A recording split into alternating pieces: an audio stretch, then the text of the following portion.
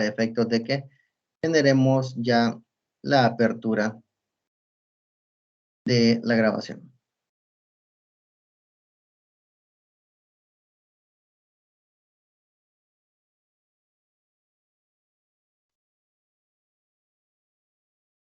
Ok, perfecto. Ha iniciado la grabación. Voy a compartir pantalla en este momento. ¿Me confirman, por favor, si se ve lo que se presenta?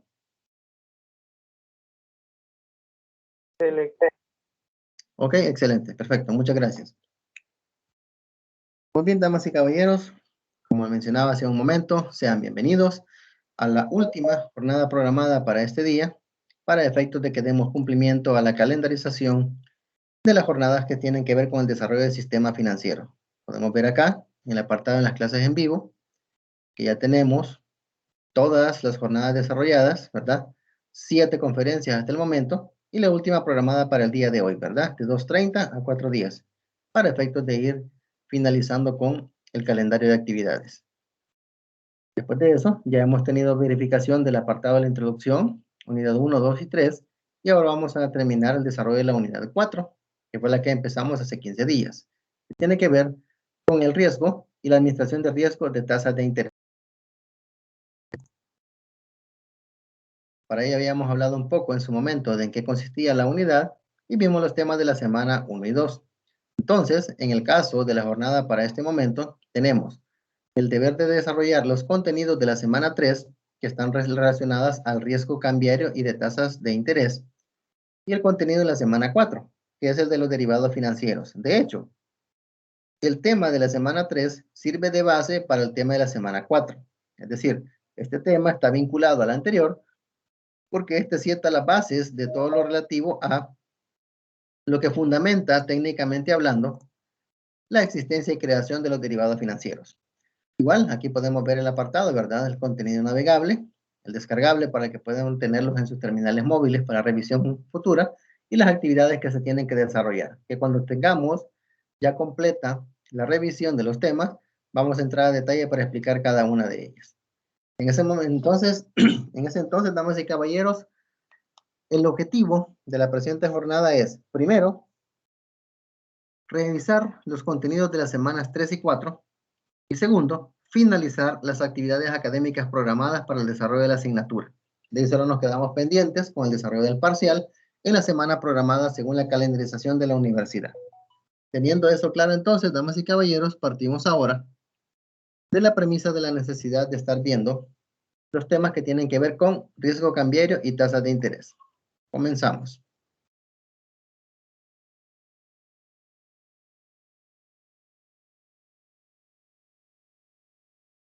Iniciamos, damas y caballeros, con el apartado de lo que es el riesgo cambiario.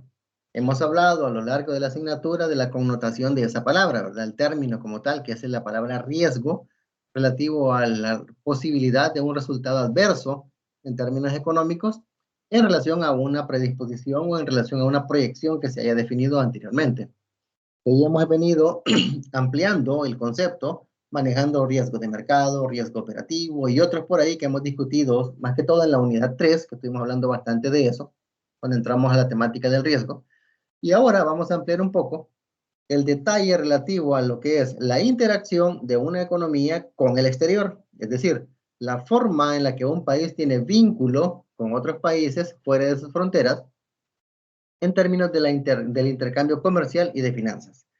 Porque la forma en la que un país tiene interrelación o tiene vínculo con el exterior radica en esas dos actividades. Operaciones comerciales, compra y venta de bienes y servicios, y tercero, flujos financieros, ¿verdad?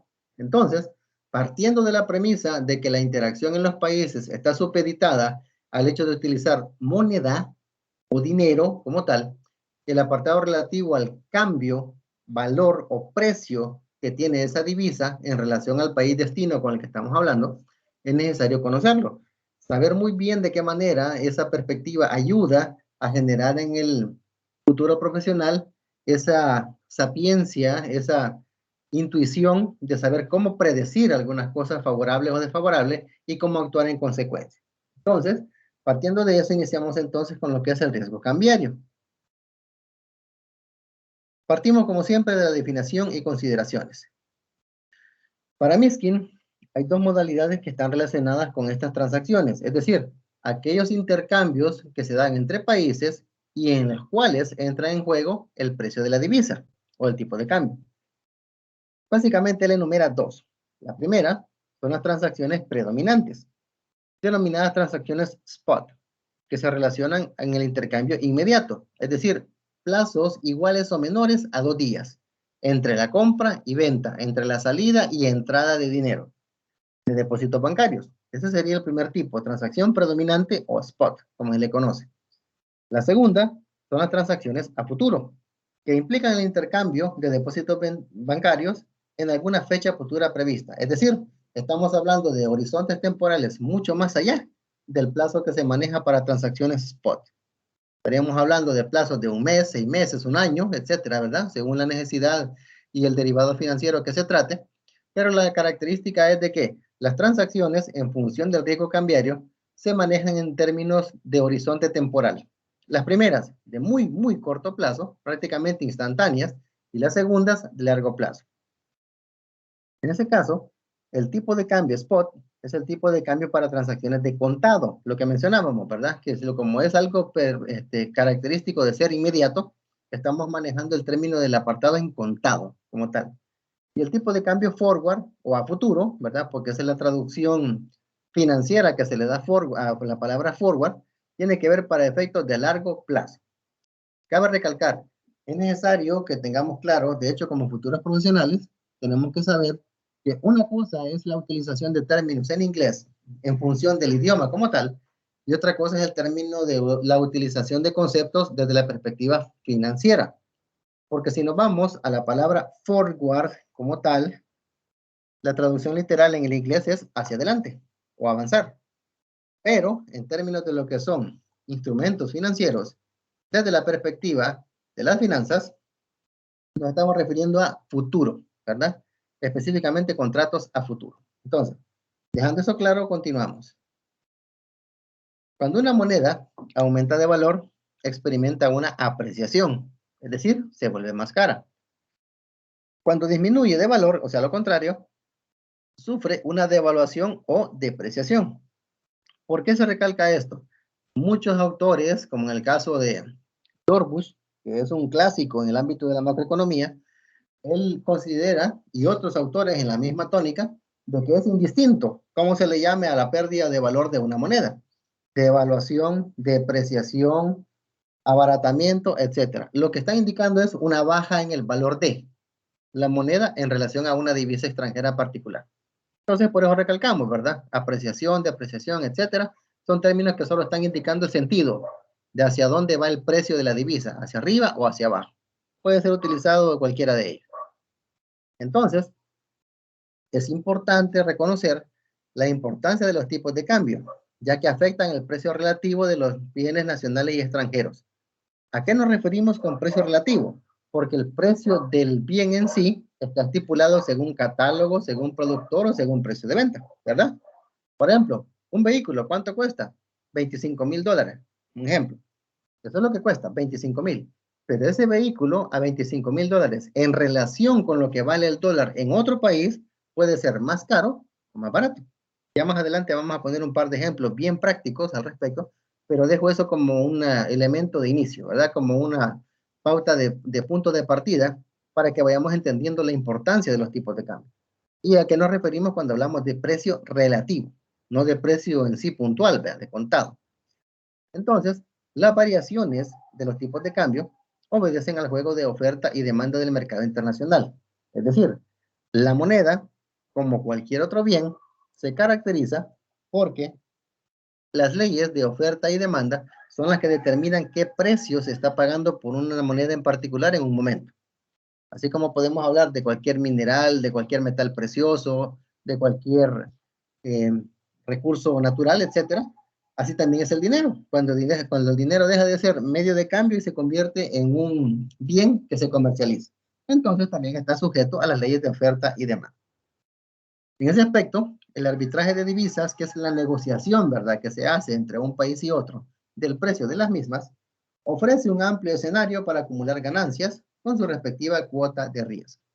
Igualmente, también puede ser el escenario perfecto para una pérdida estrepitosa, ¿verdad? Así como puede generarle beneficio, puede generar también pérdida. Aquí vemos en esta imagen las tres monedas que son consideradas hoy por hoy, a la fecha, como las más fuertes, ¿verdad? Monedas duras sobre las cuales todo el apartado de valor de una divisa se compara. En este caso tenemos el euro, el yen japonés y el dólar americano.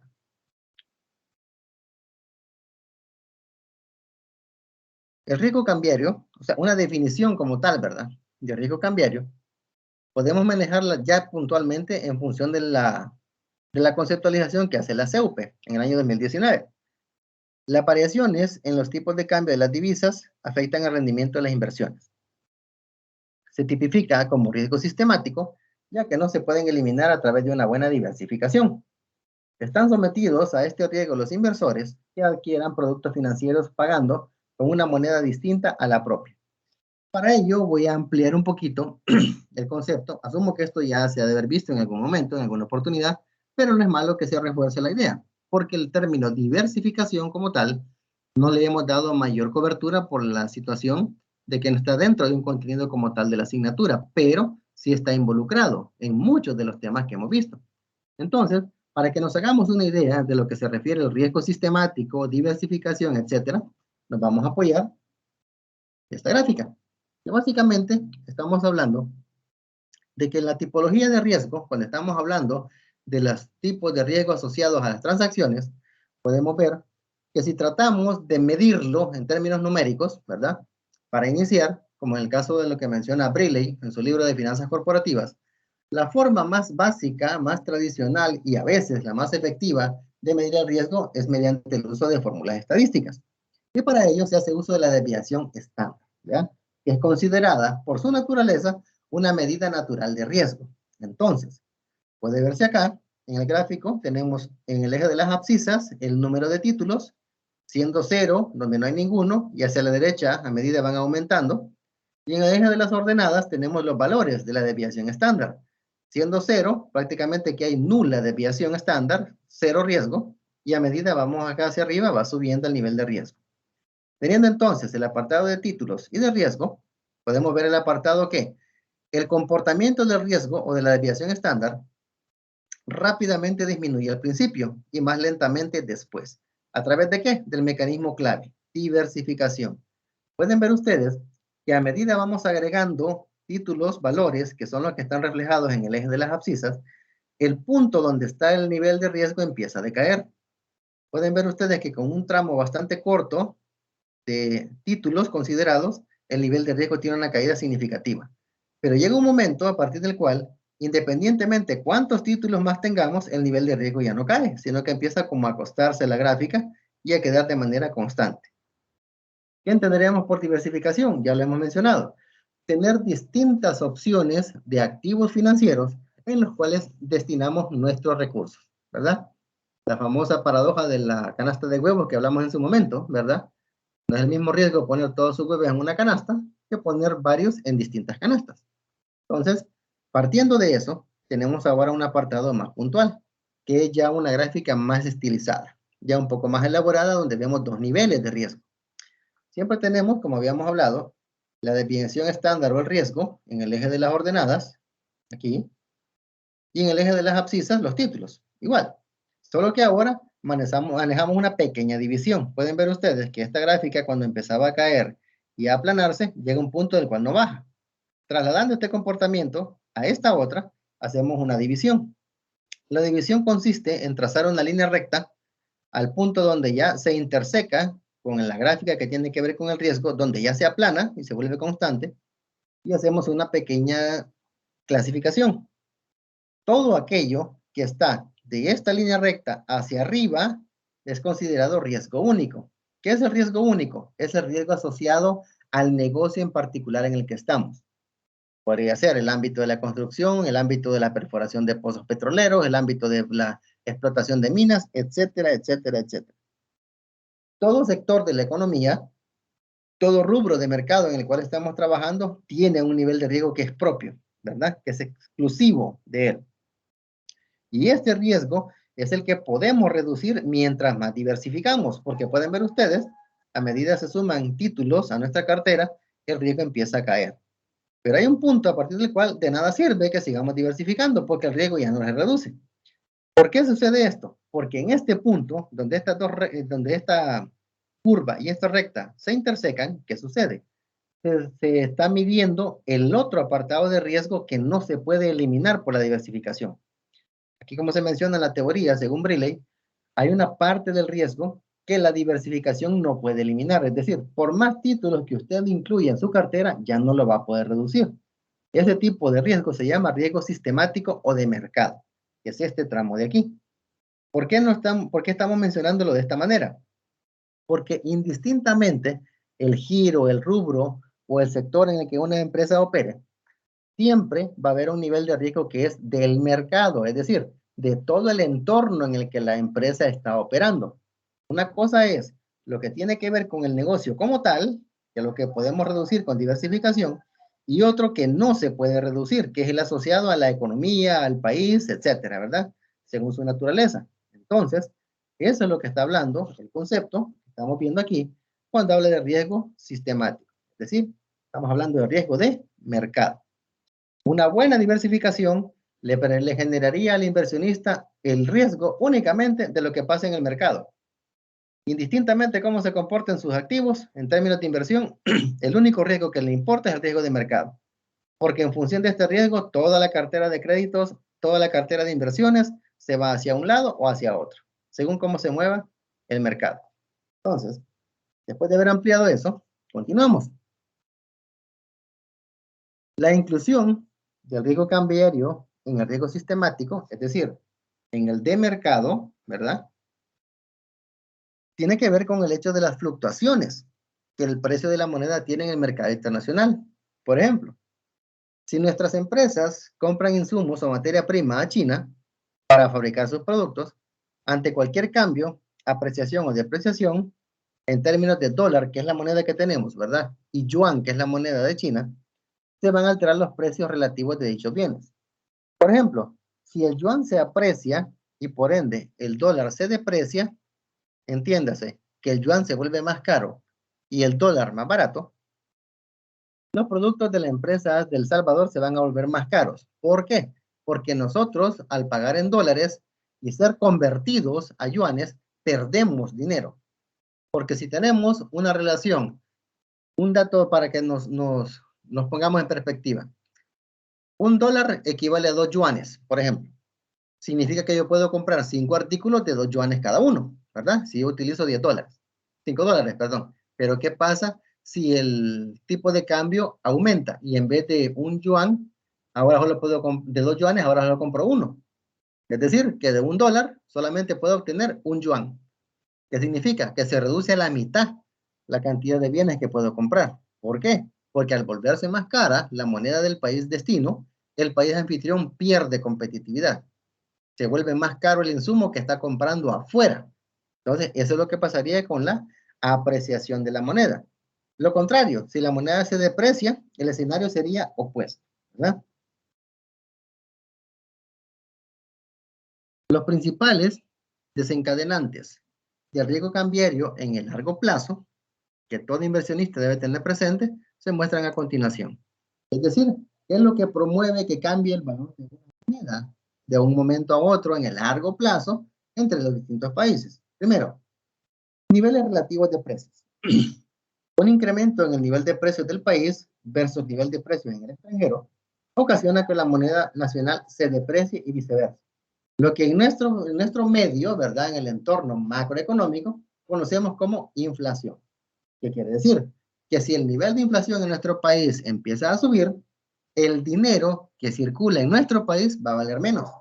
Por lo tanto, vamos a perder competitividad contra el extranjero, generando entonces que nos volvamos débiles o con generales dificultades para poder hacer negocios de manera equitativa, de una manera competitiva. Segundo, barreras comerciales. El incremento de las barreras comerciales ocasiona que la moneda nacional se aprecie a largo plazo. ¿Qué entendemos por barreras comerciales? Todo lo relativo a aranceles, ¿verdad? Impuestos, tributos, tasas, etcétera, que se cobra en el comercio internacional. Cuando hay un traslado físico a través de tierra, mar o aire de mercancías entre un país y otro, ¿verdad? Ejemplo que podemos tomar hoy por hoy en lo que estamos, el costo que ha tenido que representar para la canasta básica el hecho de que la cadena de suministro se vea afectada por el alto costo del combustible. Ese costo en el combustible, los productores y transportistas deben cargarlo a alguien. ¿A quién lo van a cargar? Pues al consumidor final. Entonces, eso está provocando de que los precios de las cosas suban y en términos de lo que costaría traer un bien de un país al nuestro, se vuelve más caro todavía, por la misma necesidad de que la gente debe ser abastecida. Y al percatarse de que hay cierta escasez de algunas cosas, como ha sido el mercado, inmediatamente los precios se van a disparar. Hace 3 meses, 4 meses, por ejemplo, en el mercado usted podía comprar $1 de tomates y le daban 15, 16 tomates. Ahora usted compra $1, le dan 4. Entonces pueden ver ustedes que el dólar es el mismo, pero ¿qué es lo que ha pasado? La cantidad de bienes que usted puede comprar se ha reducido drásticamente. ¿Por qué? Porque está saliendo más caro traer producto a nuestro país, porque recordemos que el tomate que se consume en el país es importado, ¿verdad? Que viene de Honduras. Preferencia por los bienes nacionales frente a los extranjeros. La demanda creciente por las exportaciones del país conlleva que su moneda se aprecie y se deprecia con la demanda creciente de las importaciones. ¿Qué pasa, por ejemplo, con la relación que existe entre los precios de vehículos norteamericanos y vehículos japoneses aquí en el país? Ustedes pueden percatarse de que hay distribuidoras de vehículos de todas las marcas, japonesas, alemanas, chinas, rusas, etcétera. Pero la característica es de que a nivel de precio, cuando son vehículos nuevos, más o menos andan por el mismo estándar. La diferencia puede ser relativamente alta, pero andan más o menos igual. Pero ¿qué sucede? Usted quiere importar, o sea, traer del extranjero para usted a título personal un vehículo, a usted le resulta más caro traer un vehículo japonés que un americano. Y no es que el vehículo americano sea malo, sino que por la cultura de manejo que tenemos en el país, la gente prefiere vehículos pequeños, económicos y confiables. Y esa es la típica, la estricta descripción de un vehículo japonés. ¿Qué pasa entonces con el vehículo americano? Como repito, no es que sea malo, pero su estándar es muy distinto. Suelen ser vehículos grandes, vehículos sumamente cómodos, pero sí también bastante demandantes de combustible. Entonces, eso promueve que usted pueda tener a la par dos pickups, por ejemplo, un Toyota y una Ford Ranger, ¿verdad? La Toyota japonesa y la Ford norteamericana, y encuentre una diferencia de alrededor de 8 o 9 mil dólares entre uno y otro, precisamente por lo que hemos mencionado, ¿verdad? Porque el mercado así lo demanda. ¿Qué pasa si trasladamos ese escenario a Estados Unidos? Es totalmente opuesto.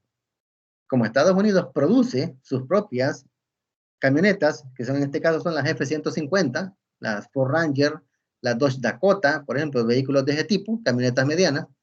Si usted compara el precio de una F-150 contra una Toyota Tacoma, por ejemplo, o una Toyota Tundra, que son de las camionetas más grandes, va a encontrar una diferencia abismal. ¿Por qué? Porque en Estados Unidos promueven el consumo propio, el consumo interno. Si usted pone a la par una F-150 con una Toyota Tundra, por ejemplo, va a encontrar que la F-150 es como $10,000 más barata. ¿Por qué? Porque aparte de que hay exención de impuestos, aparte de que hay incentivos fiscales y otras cuestiones por ahí, los altos aranceles que Estados Unidos cobra a todo vehículo extranjero vuelven más caro ese tipo de bien. Entonces, pueden ver ustedes, son escenarios prácticamente opuestos, ¿verdad? Traer vehículos al país según su descendencia o traer un vehículo japonés a Estados Unidos que es un productor de vehículos también. Entonces, ahí es donde estamos con el apartado de la preferencia de los bienes nacionales frente a los extranjeros. Y por último, la productividad. Conforme un país se vuelve más productivo en relación con otros, su moneda se aprecia. ¿Qué pasa, por ejemplo, con lo que sucede en Japón? Ustedes pueden darse cuenta de que en Japón la mano de obra calificada por hora, el costo de mano de obra calificada por hora, es alrededor de 10 o 15 veces más cara que en Estados Unidos. ¿Por qué? Porque Japón se ha vuelto un referente en prácticamente todos los campos de la producción. Tecnología, mecánica, automotriz, etcétera. Y no es porque Estados Unidos u otros países como Corea del Sur, por ejemplo, no pueden hacerlo, como no, lo hacen. Pero muchas veces se caracterizan porque están siguiendo al que está generando las innovaciones al respecto. Entonces, no es que sea malo, pero como en ese aspecto casi siempre Japón en los últimos 25 o 30 años se ha caracterizado por eso, se viene a decir de que el costo de producir algo en un país de esa naturaleza es mucho más caro. Entonces, la ilustración anterior pone de manifiesto el efecto sistémico que tienen los riesgos de mercado, especialmente los del mercado internacional, en los tipos de cambio de moneda nacional y divisa. O sea, que a ello obedece las variaciones en los tipos de cambio, fenómeno que es muy bien aprovechado en la opción de arbitraje de divisas. Es decir, todos estos elementos que acabamos de discutir, más otros que probablemente no los estemos considerando por cuestión de tiempo, son los que promueven que exista esa variabilidad en los precios de las divisas, en el tipo de cambio de nuestra moneda en relación a monedas extranjeras. Entonces, es importante tenerlo claro porque en función de esas variaciones es que tenemos que aprovechar esos cambios que pueden haber. Porque el hecho de que una moneda pierda valor no necesariamente es malo. No necesariamente significa que es un problema. ¿Qué características tienen los japoneses en ese aspecto? Para un japonés nunca existe un problema, sino que existe cosas buenas y oportunidades de mejora. Nunca le van a hablar de que existe un problema, porque desde el momento en que psicológicamente hablando ellos dan una connotación de algo adverso bajo ese esquema, que es una oportunidad, entonces ya automáticamente el esquema de pensamiento cambia. Entonces, eso es lo que queremos mencionar, queremos dejar recalcado en el desarrollo de este tema, de que el hecho de que hayan fluctuaciones en los valores de las monedas es algo que no podemos obviar, es algo que es imposible, como lo hemos mencionado en su momento, de quitar, no se puede, es imposible. Entonces, ¿qué es lo que debemos hacer? Tenemos que saber aprovechar esas modificativas, esas fluctuaciones en los tipos de cambio. ¿Cómo? A través del arbitraje de divisas, que ya lo vamos a ampliar. Como el riesgo cambiario es habitual, debe reconocerse y asumirse a priori en los siguientes tipos de transacciones. Es decir, por lo menos, en estas transacciones que están en este esquema que estoy compartiendo con ustedes, tenemos que tener claro que hay incidencia en la variabilidad de los tipos de cambio. Tenemos préstamos al extranjero, ¿verdad? Porque estamos hablando de que nuestro dinero sale a un país destino, siendo nosotros país anfitrión. El hecho de que aterricen, entre comillas, ¿verdad?, en un país destino, indica que esos fondos van a estar supeditados a todo el marco legal, jurídico, tributario y mercantil de ese lugar. Entonces, el ámbito de los tipos de cambio también es otro factor a considerar. Obviamente, importaciones y exportaciones, ¿verdad?, que son las compras que hacemos al extranjero y las ventas que hacemos al extranjero. También inversiones directas en el extranjero cuando hablamos de que realmente movemos capital, o sea, no estamos haciendo una transacción comercial, sino que hacemos un movimiento de flujo de capitales, ¿verdad? Una empresa que decide invertir en otro lugar, lleva cierta cantidad de dinero y empieza a levantar operaciones. Esa es una inversión directa, ¿verdad? En el extranjero. También tenemos el apartado de los préstamos de divisas, ¿verdad? Que cuando hacemos préstamos, que estamos confiando que el precio que vamos a estar recibiendo por ese préstamo que hacemos va a ser en la moneda local. En español, si El Salvador lo hiciera y lo hiciera con Guatemala, por ejemplo, nosotros prestáramos dólares y Guatemala nos pagara quetzales. A eso nos referimos. Prestamos dinero en una moneda local y recibimos el pago en moneda extranjera. En este caso es la divisa. Entonces, así operaría. Y obviamente, los empréstitos sobre mercados internacionales de capitales. Todo aquel compromiso respaldado en financiamiento de países extranjeros, de países fuera del ámbito geográfico en el que se encuentra nuestro país, está supeditado también a las fluctuaciones de los tipos de cambio. En vista de que el mercado cambiario es volátil, si las empresas o inversionistas no se anticipan a las variaciones, el riesgo de incurrir en pérdidas afectando su planificación financiera y por ende sus flujos es latente. Lo que hemos remarcado, las fluctuaciones en los tipos de cambio es imposible de controlar, pero sí se pueden prever. Y eso es lo que estamos procurando hacer en el desarrollo de esta temática, despertar en ustedes esa iniciativa de tener esa perspectiva a futuro de cómo podría comportarse un fenómeno de este tipo. Porque en base a eso pueden definir decisiones que pueden ser muy favorables o en algún momento complicadas para una empresa. Entonces, eso es lo que se está promoviendo en este momento. Para ello, Grupo Base propone dos grandes medidas para la previsión del riesgo cambiario. Lo primero, que es lo que todo inversionista de experiencia y con gran bagaje en el mercado recomienda, es asumir el riesgo, ¿verdad? Se debe pronosticar cuál será la evolución del tipo de cambio que se seguirá en el futuro y, por tanto, estar dispuesto a aceptar el riesgo derivado de la posible variación. Lo que hemos mencionado, el riesgo cambiario no se puede controlar, pero sí prever. Y para poderlo prever, usted lo debe medir. Porque no es que digan, yo creo que va, ¿cómo tenemos el tipo de cambio ahora? Por ejemplo, en México tenemos 2 pesos mexicanos por un dólar. Ah, ok, está bien. ¿Y cómo creen que se comporte de aquí a un año? Pues yo creo que podría subir. Esa es una respuesta que en el ámbito de finanzas es totalmente nefasta. Es decir, ustedes tienen que tener claro que a la hora de hablar de este tipo de fenómenos en esos entornos, usted debe hablar con cifras, debe respaldarse. ¿Cuál sería una respuesta? El análisis de los últimos 5 años estipula que el valor del dólar en relación al peso mexicano sube, punto. Ah, pero usted tiene un fundamento, tiene una razón para dar ese pronóstico. Muy bien, y le preguntan a usted, ¿va a subir? Sí, ¿cuánto? Ah, usted tiene la cifra. De 2 pesos mexicanos a 3, por ejemplo, según una proyección, ¿verdad? Porque la característica es que cuando en estos entornos usted se encuentre, le van a pedir cifras, valores puntuales. En este entorno, damas y caballeros, respuestas como yo pienso, yo siento, yo creo, no tienen cabida, ¿verdad? Sino que el análisis muestra, los resultados de la simulación indican, el reporte de la unidad tal indica tal cosa. Eso es lo que se tiene que decir, ¿verdad? Porque eso es lo que le van a pedir a usted en su momento. En otras palabras, usted tiene que aprender a actuar como un especulador, es decir, alguien que está acostumbrado a hacer hoy negocios que tener resultados mañana. Eso es lo que hace un especulador, ¿verdad? ¿Qué es lo que hace, por ejemplo, alguien que compra y vende vehículos? Compra un vehículo a un valor muy por debajo de lo que está en el mercado y lo viene a ofrecer en función de lo que el mercado pide. Resulta que hay tipos de carros que el mercado está como descartando, ¿verdad? Ciertos carros coreanos como los Daewoo, por ejemplo, ya no se suelen ver, porque era bastante dudosa la reputación de esos vehículos, así que incluso a partir del año 2002, en el sistema bancario salvadoreño, un vehículo Daewoo ya no era garantía, no se lo aceptaban como garantía.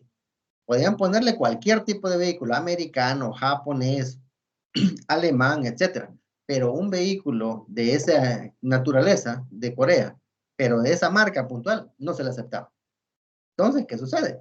Usted tiene que saber que así como alguien cuando dice, no, mire, yo le vendo este carro a usted, ¿qué marca de carro es? Daewoo, no, no se lo compro. Se lo vendo barato, no importa, me va a salir más caro si se lo compro, por muy barato que me lo venda. Es mal, usted me debería pagar porque yo se lo agarre. Entonces, ese tipo de cosas, así como el ejemplo que he puesto de alguien que compra y vende vehículos, así opera en el entorno en el que estamos ahora, en el ámbito de la especulación, pero con activos financieros, ¿verdad? Que es lo que estamos discutiendo ahora en términos de riesgo. Para ello, no hay que dejar de lado que hoy por hoy tenemos acceso a muchas herramientas que hace 30, 40 años era imposible considerar, ¿verdad? Herramientas como análisis de mercado, ¿verdad? El famoso benchmarking, cuando hacemos el intercambio de buenas prácticas, ¿verdad? El uso de las estadísticas, ¿verdad? Las probabilidades e incluso la misma tecnología, ¿verdad? Desde su celular, por ejemplo, usted puede ver cómo ha fluctuado el Bitcoin durante los últimos 10 minutos, ¿sí? Se mete a la aplicación, ve cómo se ha comportado y usted puede decidir, ¿me gasto los $30 que dieron en el archivo wallet o no? Que sí, ¿verdad? Entonces, no requiere mucha ciencia para eso, pero sí mucho sentido de futuro, ¿verdad? Mucho instinto de inversionista, para efecto. Porque siempre hemos recalcado, damas y caballeros, que las herramientas son útiles, pero las herramientas son un medio. El verdadero resultado lo pone usted como analista financiero, lo pone usted como gestor de finanzas. Porque si, por ejemplo, el ejemplo que mencionábamos hace un momento, de cuánto se esperaba que subiera, el que cambiara, perdón, el tipo de cambio del peso mexicano contra el dólar, y llegamos a la conclusión de que el estudio muestra que hay una probabilidad de que el peso suba en términos de que en vez de 2 pesos por dólar sean 3, usted tiene que saber qué significa para ustedes. Es bueno, es malo, favorable, desfavorable, conviene invertir, no conviene invertir, etcétera, etcétera, etcétera. Entonces, recalco, Las herramientas son el medio. El resultado final lo dispone usted con su toma de decisiones basadas en criterio y experiencia. Ese es el primer punto, asumir el riesgo. Segundo, usted debe blindarse del riesgo. Es conveniente mantener un equilibrio exacto entre el volumen de activos y pasivos en moneda extranjera. Actuar como previsor o adverso al riesgo cambiario, atendiendo la naturaleza y personalidad del inversionista. Aquí vamos por partes. Primero, cuando se habla de blindarse, y lo pongo entre comillas, blindarse contra el riesgo, se refiere a que usted encuentre un equilibrio. ¿Equilibrio en qué sentido? En cuánto tiene usted invertido en bienes considerados como activos, ¿verdad? En el extranjero, y cuánta deuda tiene usted también considerada como inversión en el extranjero. ¿Por qué? Porque tanto sus activos como sus pasivos, si están en un país destino, siendo nosotros el país anfitrión, están sujetos a las variaciones y fluctuaciones del tipo de cambio. Entonces, una empresa que en términos de moneda extranjera valga hoy 1.000 millones de dólares, por ejemplo, puede que mañana valga la mitad, producto de una devaluación de la moneda. Porque como recordemos que estamos supeditados al marco jurídico, normativo, tributario y mercantil del país destino, puede que nuestros valores de empresa se vean afectados grandemente si no sabemos prever. Entonces es necesario tener esa previsión, ¿verdad? De saber cómo desarrollar ese equilibrio. Obviamente, es mucho más fácil decirlo que hacerlo, porque para ello se requieren incontables horas de trabajo, apoyo de mentes expertas, uso de tecnología, investigación de mercado, etcétera, ¿verdad? Hay muchas cosas por ahí. Eso como primer punto. El otro punto es el perfil de la persona que está realizando ese tipo de decisión. Aquí hablamos de lo que es el perfil del inversionista. Recordemos que en las actividades anteriores se les compartió un enlace donde ustedes definían cuál era su perfil de inversionista. Si les gustaba o reprimían el asumir riesgos. Dependiendo de su perfil, así es como ustedes van a hacer entonces. Si están dispuestos a asumir altos niveles de riesgo, promovido por la perspectiva de alta rentabilidad, eso es propio de un inversionista con un perfil particular. Y está lo opuesto, el que no le gusta asumir riesgos o lo hace de manera muy moderada. Para curarse en salud, con respecto al riesgo cambiario, se debe decidir entrar en el juego, en la dinámica Forex, que es el tema que vimos en la semana 3, ¿verdad? En lo que ustedes estuvieron ya revisando, u opciones binarias, invirtiendo y especulando sobre el futuro de precios de los activos subyacentes. Es decir, esto es como una recomendación, ¿verdad? Que se da en términos de cómo usted puede ir generando esa experiencia, ¿verdad? Esa experticia en el ámbito de las relaciones internacionales. O bien, apostarle con mayor desasosiego a la inversión residente en moneda nacional. Es decir, si a usted le gusta asumir riesgo, bueno, métase al Forex, invierte en opciones binarias o especule con activos subyacentes, por ejemplo. Pero si usted no es tan amigo de asumir riesgo, entonces invierta localmente, pues, ¿verdad? Con la moneda en el marco jurídico y legal del país. Así de sencillo. En ambos casos estaríamos hablando que es bueno, sí es bueno, pero también hay que tomar en cuenta que es necesario identificar qué tan pertinente o no es serlo. Ahí es donde entran en juego la naturaleza de la personalidad del inversionista y las condiciones de mercado, ¿verdad? Ese binomio. No hay que perderlo de vista. Entonces, tenemos aquí las referencias bibliográficas, ¿verdad? Que tiene que ver con el análisis de riesgo financiero. Ahí está el sitio web. Tenemos también otro de qué es el riesgo cambiario y cómo anticiparte en tu empresa. Y por último, el texto de Mishkin, que habla de moneda, banca y mercados financieros. Los tres elementos se les dejan para que lo puedan revisar, para que puedan ampliar la temática que hemos revisado. Ahora, el segundo tema, que tiene que ver con los contenidos de la semana 3, está el apartado de que ahora ampliamos un poco el apartado del concepto de riesgo y dejamos, no de lado, pero sí, además del riesgo asociado al elemento de los tipos de cambio, ¿verdad? Del mercado de divisas, agregamos otro factor que es propio de las transacciones de dinero. Recalco, no es lo mismo transacciones de dinero que transacciones en dinero, ¿verdad? Porque la transacción de dinero es que usted compra y vende activos financieros que se convierten en dinero. Y las transacciones en dinero son las que usted paga de esa manera, ¿verdad? Una cosa es que usted pague por un bien, por ejemplo, y otra cosa es que usted esté comprando dinero. Son cosas muy distintas. Entonces ahora ampliamos el análisis y nos adentramos a lo que es la valoración del riesgo de las tasas de interés, que como todos sabemos, es el costo del dinero que utilizamos. Partimos de la definición y según Belaunde, el riesgo de tasa de interés se define en base a qué. La tasa de interés junto al tipo de cambio son sensibles al riesgo de mercado. ¿Qué hemos dicho que es el riesgo de mercado? El que no podemos quitar, ¿verdad? El riesgo sistemático. Se llama así porque es el riesgo que se corre en razón de las variaciones de las tasas de interés. Volvemos al tema, ¿verdad? La medida natural de medición de riesgo, la medida estadística que siempre se usa, la desviación estándar, que es la que nos permite medir la variabilidad de una variable en particular. En este caso lo estamos circunscribiendo a la medición de los cambios que hay en los valores de las tasas de interés.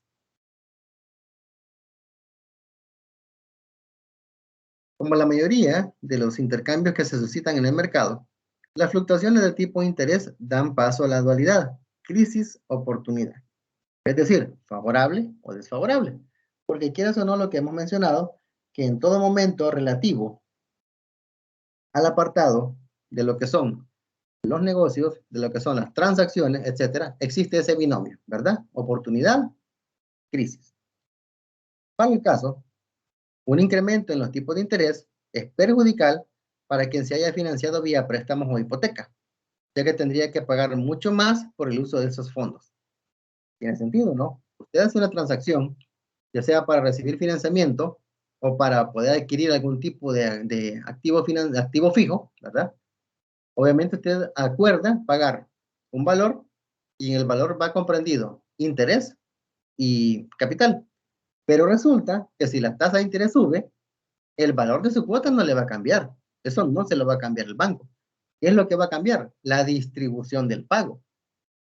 Y la cantidad que va a interés va a ser mucho mayor que la que se está destinando a capital. Por lo tanto, el tiempo que se va a tardar en cumplir su compromiso va a ser mayor. Y recordemos que o sube el interés o se amplía el plazo, en ambos casos estamos hablando de que hay un costo mayor por este financiamiento. Entonces, si existe eso, ¿verdad? La variabilidad en cuanto a las tasas de interés, el acreedor o inversionista se beneficia de esa variante. En este caso, el ejemplo que hemos puesto, el banco, ¿verdad? El que está facilitando los fondos. Y por supuesto, todos aquellos que posean inversiones en depósitos y otros valores bajo la modalidad de renta fija. Entiéndase los bonos, por ejemplo, ¿verdad? Que son los que se consideran los instrumentos universales de renta fija, ¿verdad? Y quien gana y quien pierde depende de la dosis de riesgo presumido y le agregaría también el rol que juega en la transacción, porque el que está adquiriendo el préstamo tiene un rol, el que lo está otorgando tiene otro. Y según el rol que estén jugando en esa transacción, así se define si hay pérdida o ganancia. Son muchas y diversas las causas que producen riesgos de tasas de interés en el mercado, adquiriendo comportamientos alcistas, es decir, crecimientos estables o bajistas. A continuación, se identifican los más sobresalientes, sin obviar que la especulación y expectativas son los fenómenos de mayor incidencia en la volatilidad del precio de los activos financieros. Es decir, que además de las que vamos a revisar en el gráfico siguiente, tenemos también recordar que la especulación y expectativas también son fenómenos que promueven ese cambio. Ya en algún momento, en las jornadas anteriores, estuvimos viendo de qué es lo que provocaba los incrementos en las tasas de interés, ¿verdad? Cuando estábamos hablando ya en el tema de la inflación por la curva de Phillips, y estábamos viendo que había distintas razones para que hubiera inflación. Y una de ellas tiene que ver con expectativas, ¿verdad? Y eso no está alejado del mercado. Y asimismo también está la parte especulativa, ¿verdad? Cuando se crea un desabastecimiento de manera deliberada y eso provoca que los precios de lo que se está escaseando suban, ¿verdad? Más o menos recapitulando un poco y trayendo a colación lo que ya hemos discutido en otros temas de la materia. Entonces, ¿cuáles serían entonces esos elementos a considerar? Primero, el ciclo económico. Puede estar en fase expansiva, tasa de interés estable, o recesiva. Las tasas bajan en un país. ¿A qué nos referimos con eso? Recordando, ¿verdad? Que el ciclo económico tiene diversos niveles, diversos estados. pueden haber momentos de crecimiento, momentos de estabilidad, momentos de recesión y crisis. Que cuando la crisis estamos hablando es cuando la curva de la actividad económica cae por ciertos niveles que se consideran como aceptables en todos los valores de los agregados macroeconómicos. Por lo tanto, si estamos hablando de que un país está en fase expansiva, es decir, está creciendo, está invirtiendo, se está dinamizando, generalmente las tasas de interés se mantienen estables. ¿Por qué? Porque se comprueba que la gente tiene cómo pagar el uso de esos fondos, ¿verdad? Cuando el otro lado, o la otra cara de la moneda, estamos en recesión, cuando la actividad económica empieza a decaer, cuando la economía se sobrecalienta y hay otros elementos desfavorables, ¿qué es lo que sucede? El gobierno decide disminuir las tasas de interés para efectos de dinamizar la actividad económica. Entonces, cuando las tasas de interés bajan, el dinero se vuelve más barato. Por lo tanto, la gente tiene más posibilidades de adquirir dinero para, uno, consumir, dos, ahorrar y tres, invertir. Entonces, si hablamos indistintamente de hogares o empresas, la característica es, cuando hay una reducción de tasas de interés, que hay más acceso al financiamiento, indistintamente para el destino que le quieran utilizar. Número dos, el endeudamiento del Estado. Si el Estado se endeuda y hay inflación, se produce una caída de la liquidez monetaria. Esto generalmente es compensado con aumento de las tasas de interés, lo que hace que el Estado deba pagar más por la deuda que mantiene. ¿Es entendible? Si un país está tan endeudado, que de hecho esa es una de las características de los países como el nuestro, ¿verdad? Que no somos productores, sino que somos consumidores, y que todos los desajustes en la balanza de pago, en la balanza comercial, los tenemos que financiar con deuda, ¿verdad? Porque no podemos crear superávit. Significa que tenemos que hacer uso de ese instrumento. Cuando hacemos uso del instrumento, tenemos como país que pagarle a aquel que los compra, ¿verdad? Si usted compara la emisión de letras o de bonos del Estado en el año 2010, por ejemplo, cuando recién acababa de entrar el gobierno de Mauricio Funes en aquel entonces, el diferencial de interés que ofrecía el país era alrededor de un 4,5, 4,7%, hasta como un 5 y algo. La emisión de bonos de la última que se ha dado cuando ya estaba instalada la nueva Asamblea Legislativa que aprobó seguir endeudando al país, generando la emisión de deuda, ¿verdad? Para recomprar deuda que estaba próxima a vencer y tirarla a más largo plazo, el diferencial que el mercado le exigió al país andaba cerca del 9%. Es decir, que en términos de alrededor de 11 años, el costo de financiarse al país se duplicó de 4 puntos y algo a 9%. Entonces, ¿qué sucede? Como nosotros como país no tenemos cómo comprobarle a organismos cooperantes, a otros países, que somos capaces de controlar nuestro endeudamiento, ¿verdad?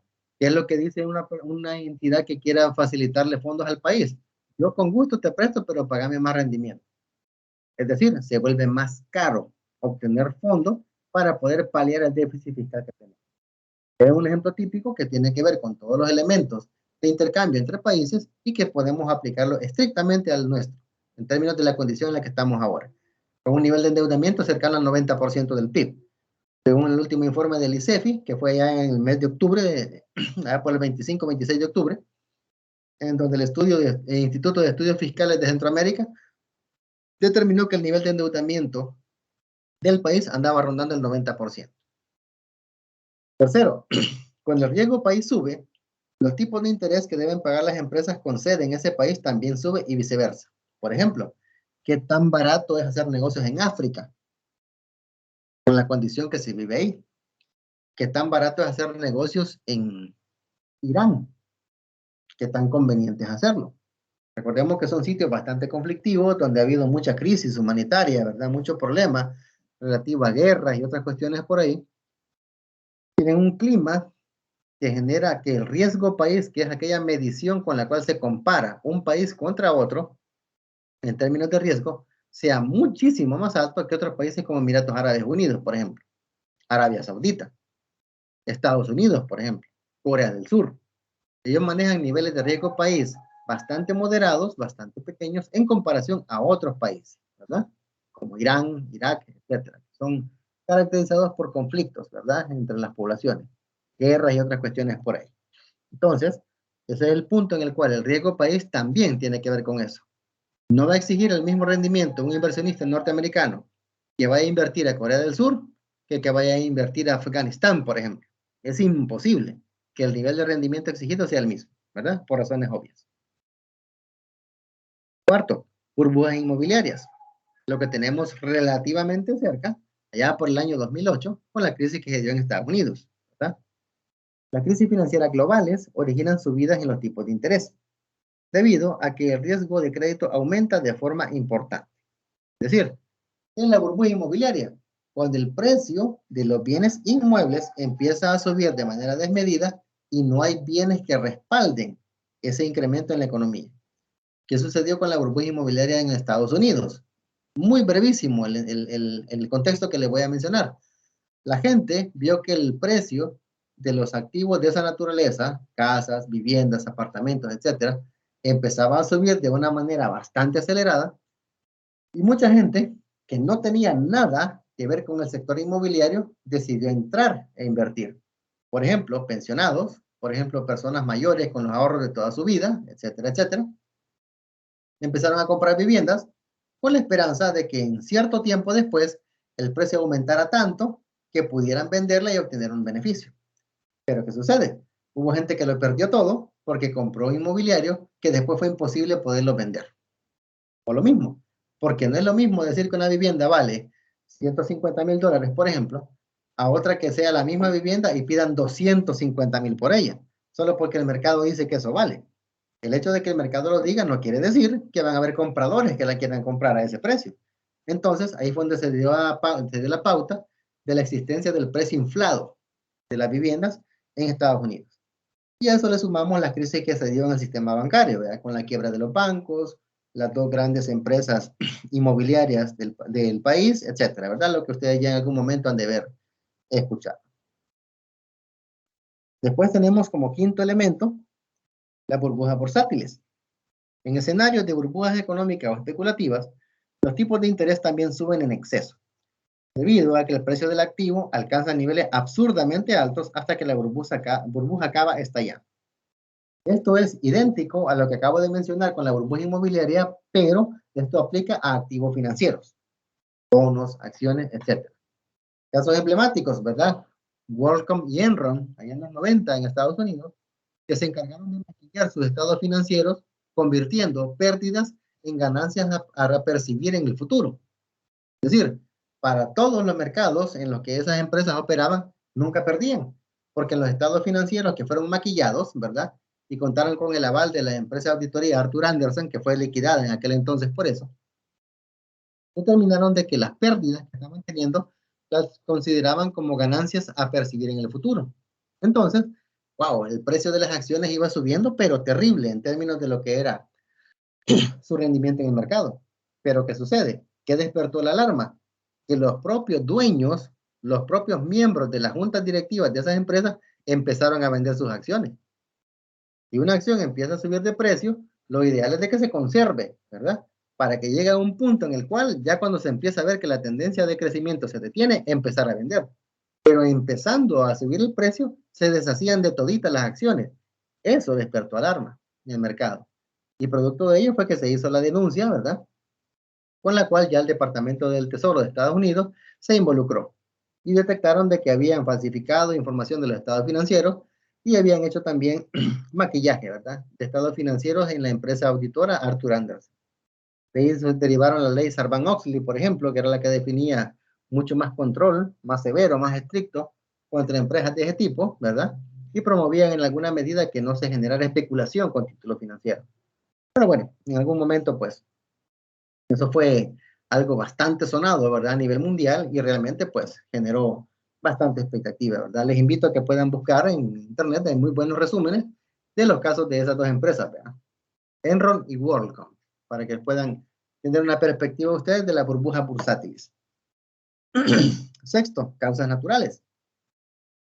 Un terremoto, huracán o desastre natural afectará la eficiencia global de un estado, lo que incidirá en un aumento de los tipos de interés. ¿Qué pasó con nuestro país en el año 2001? Después de que se dio el detalle de los terremotos que afectaron nuestro país, ¿verdad? toda la zona de la parte del departamento de Usulután, ¿verdad? Toda esa zona, tanto el casco urbano como los alrededores, generaron una caída terrible en cuanto a lo que era la actividad económica por el nivel de daños en los que se tuvo. Entonces, ¿qué tuvo que hacer el gobierno? En aquel entonces, ¿verdad? Entre el 2002 y el 2003, promover programas que permitieran reactivar la economía de esos lugares que habían sido afectados. Préstamos de capital semilla, otorgamiento de fondos no reembolsables, programas de capacitación pagados por el gobierno, etc. Entonces, ¿qué hizo eso? Que los recursos que el Estado podía destinar a otras cosas como salud, educación, etcétera, se reorientaran. Y eso provocó evidentemente algunas deficiencias, ¿verdad? Algunos inconvenientes en ese aspecto. ¿Qué pasa en Estados Unidos, por ejemplo? Casi todos los años. Los famosos desastres naturales, ¿verdad? Katrina, Sandy, Karen y otros huracanes así un poco fuertes, ¿verdad? Que han afectado la economía estadounidense, pues en alguna medida también han generado, ¿verdad? Problemas relativos a esto, en los entornos de los mercados financieros. Y por último, otras causas, ¿verdad? De índole a veces externa e incontrolables, como las guerras, ¿verdad? Que pasa en Afganistán, por ejemplo, ¿verdad? Que pasa en Israel ahora, por ejemplo, ¿verdad? Hace 40 años eso no existía, ¿verdad? ¿Qué pasaba en Egipto hace 25 años cuando Muammar Gaddafi era el hombre fuerte de ahí, un dictador, que ahora ya no está, ¿verdad? Entonces son realidades muy distintas, pero que sí afectaron en su momento ese detalle del funcionamiento. La pandemia del COVID, ¿verdad? Que es el diario vivir que tenemos ahora, ¿verdad? En estos tiempos en los que estamos, aumentan el riesgo país y disminuyen la eficiencia del Estado, por lo que los inversores solicitan una tasa de rendimiento mayor para invertir en valores asociados a esa coyuntura. La palabra clave en este apartado, damas y caballeros, es ese término, coyuntura. Porque, por ejemplo, nuestro país, allá en el año 92, después de que se dieron la firma de los acuerdos de paz, se desarrolló un nivel de prosperidad nunca antes visto, ¿verdad? Empresas venían a invertir, el gobierno invertía fondos mejorando la conectividad vial, la conectividad de redes a través de las cuestiones telefónicas, etcétera, ¿verdad? Pero ¿qué pasó después del 2001? Cuando se dieron los terremotos, volvió a caer el apartado de la inversión, volvió a caer el apartado de la actividad económica, producto de ese desastre natural. Entonces, ¿qué elemento mencionamos ahí? Coyunturas, ¿verdad? Porque no es lo mismo la economía que teníamos en los 80s, ¿verdad? Incluso siendo puntuales, la economía con la que nuestro país cerró en 1989 dista muchísimo de ser la economía con la que nuestro país cerró en el año 1992. ¿Qué pasó en el 89? La ofensiva hasta el tope, ¿verdad? Que fue el último intento de los grupos guerrilleros de querer tomarse ya el país por la fuerza. ¿Qué generó eso? Bueno, para aquellos que estuvimos en ese momento, un nivel de inconvenientes o sobre dificultades bien grande. Irónicamente, 3 años después, con la firma de los acuerdos de paz, el panorama se volteó completamente. Se aperturaron las fronteras, empezaron a venir inversionistas extranjeros, hubo mucha ayuda de parte de países cooperantes, etcétera, etcétera, etcétera. Entonces, como repito, coyuntura, ¿verdad? Esa es la palabra clave cuando hablamos de otras causas. La mejor forma para controlar o repeler posibles riesgos inherentes a las tasas de interés que retienen o diluyen los planes y objetivos financieros del portafolio se comparten a continuación. Es decir, ¿qué es lo que se recomienda hacer para tratar de controlar un poco el riesgo del tipo de las tasas de interés? Primero, contratar un tipo de interés fijo. Suele ser más alto que el tipo de interés variable en el momento de la contratación, pero también aporta más seguridad en cuanto a los cambios. En el caso de que la subida por encima del tipo de interés fijo, se mantiene el contrato por debajo del tipo oficial. Esto es exclusivo de un instrumento financiero derivado. Ya en el contenido de la semana 4 lo vamos a ver más a detalle. Pero les adelanto de que eso de contratar, hacer una transacción financiera hoy a un tipo de cambio específico y dejarlo fijo durante todo el tiempo que dura la transacción es posible. Y hay activos financieros que lo permiten. Y lo otro, diversificar riesgos. Invertir en productos financieros que rindan más dinero en el caso de subidas en los tipos de interés, desactivando así en parte los efectos negativos de las aquí es caídas, no serían subidas, sino que caídas, que es lo que hemos visto acá. Esto es diversificar. donde usted reduce al mínimo, ¿verdad? Lo que tiene que ver con su riesgo único, propio o específico, dejando únicamente vivo, porque no se puede reducir, el riesgo de mercado o sistemático. Eso es lo que indica lo que estamos viendo acá. Diversificación. Las referencias bibliográficas.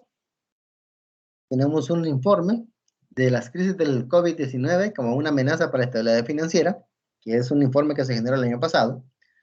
También tenemos el riesgo de tasa de interés y su gestión, ¿verdad? Otro informe del año pasado.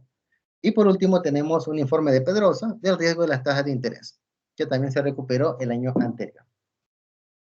Después de eso, están los recursos complementarios ya de la unidad, ¿verdad? No solo de los temas vistos, sino que de la unidad. Y para ello, el docente autor de contenidos comparte 3 recursos. 2 videos y un sitio web. El primero, cómo reducir el riesgo cambiario. El segundo, procesos de gestión del riesgo de mercado. Y el sitio web que habla de cómo calcular el arbitraje en el mercado de divisas.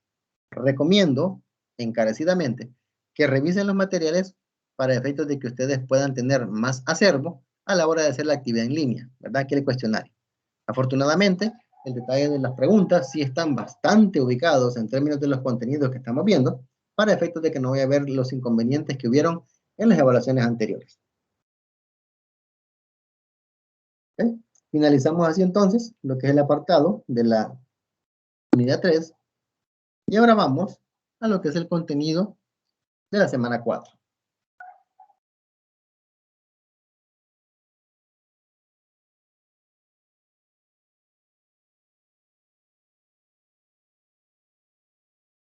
Muy bien. Como dijimos en su momento, la característica de este tema es que depende directamente del anterior. Este tema está supeditado, este tema es derivado del tema que acabamos de ver. Cuando nos referíamos al apartado de la diversificación y al hecho de asumir los riesgos.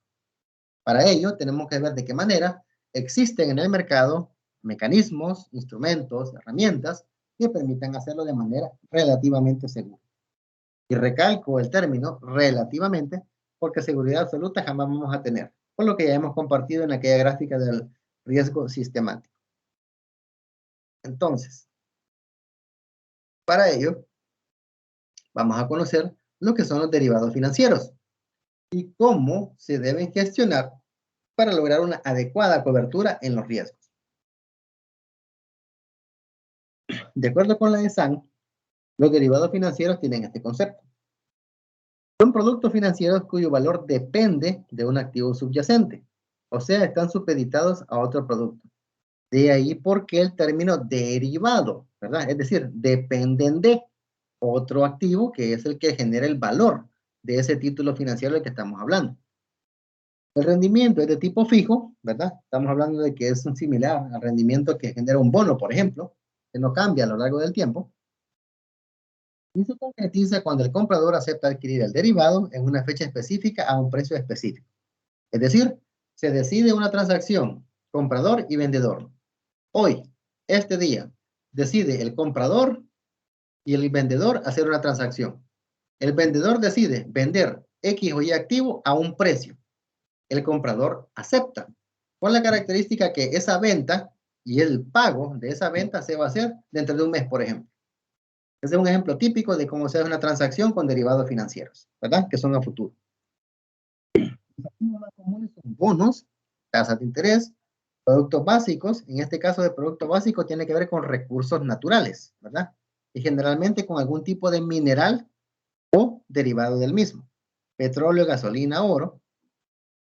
Índices de mercado y acciones o divisas. Lo verdaderamente interesante de los derivados financieros escriben que son ideales para la cobertura de riesgo. Fungen como seguros por las razones siguientes. Primero, no requieren mayor inversión inicial porque el activo como tal está respaldado en otro.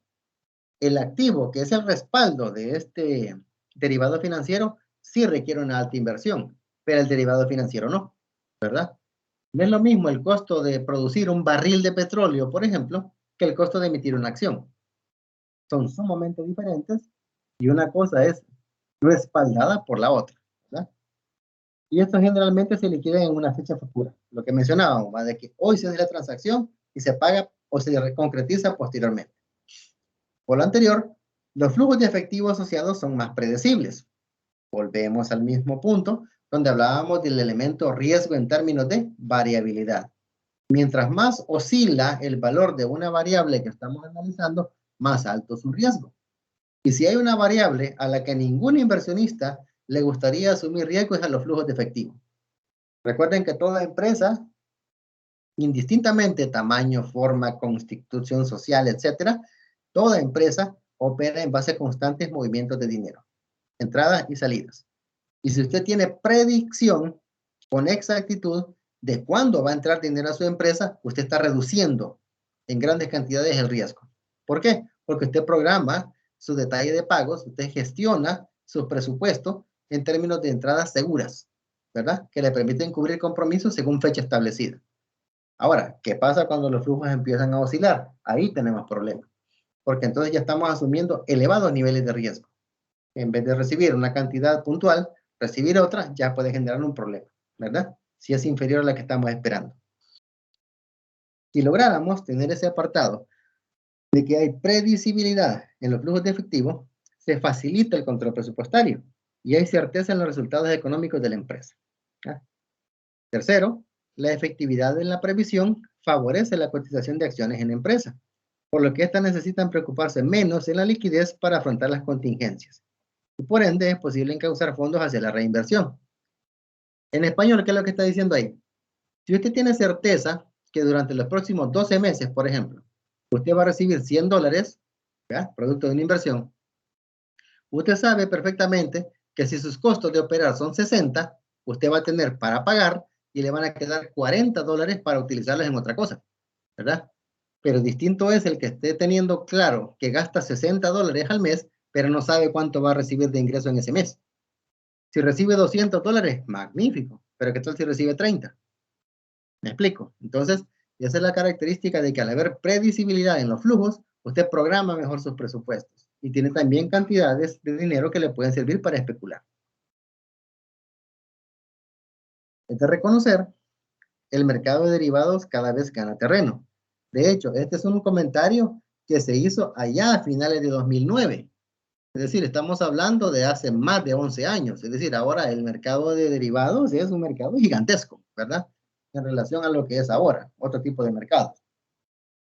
Y presenta una excelente opción para aquellos inversionistas que se escudan o prefieren minimizar los riesgos de una operación a corto plazo. Periodo en el que indiscutiblemente pueden generarse pérdidas, ¿verdad? Por las fluctuaciones del precio del activo. Es decir, el hecho de utilizar un derivado financiero, como hemos venido recalcando, no garantiza absoluta seguridad de ganar siempre, sino que por lo menos ayuda a respaldar y a escudarse un poco de los niveles de riesgos asociados a cualquier tipo de inversión. El funcionamiento del mercado de derivados es accesible a través de estas alternativas. Es decir, ¿cuáles son los dos grandes mercados en los que los derivados se comercializan? ¿Verdad? Aquí tenemos una grafiquita sencilla. En esencia, damas y caballeros, son dos.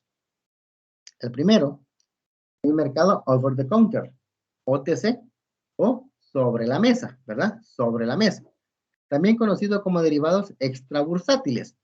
Son aquellos contratos que se realizan directamente y en privado, es decir, que no se cotizan en la bolsa y suelen ser utilizados por los bancos de inversión, es decir, grandes entidades que mueven inmensas cantidades de dinero, ¿verdad? Es el caso del over the counter. Por ejemplo, los bancos de segundo nivel, ¿verdad? De segundo piso, que prestan dinero a otros bancos. Esos bancos generalmente hacen transacciones over the counter porque no tienen que estar en la bolsa cotizando para hacer eso, sino que hacen contacto directo entre un banco y otro y hacen el préstamo. Punto. Entonces es un ejemplo típico de una operación sobre la mesa, es decir, que está no en el mercado como tal, en la mesa, sino que está sobre ella, es decir, está por encima de ella. Y el otro caso, el apartado de los intercambios, se cotizan en bolsa y son usados mayormente por pequeños inversionistas, entiéndase, empresas, personas, etcétera. Son de carácter público y los términos del contrato se encuentran predeterminadamente establecidos. Es decir, todo lo que no se hace en over the counter se hace en el de intercambio, ¿verdad? Por eso es que son dos grandes clasificaciones. Lo que se cotiza en bolsa y lo que no, punto. ¿Ya? Son las dos clasificaciones. Entonces, ya teniendo claro cuáles son las formas en las que se comercializan o los mercados donde se transan estos activos financieros, tenemos que enumerar cuáles son los beneficios de utilizarlos.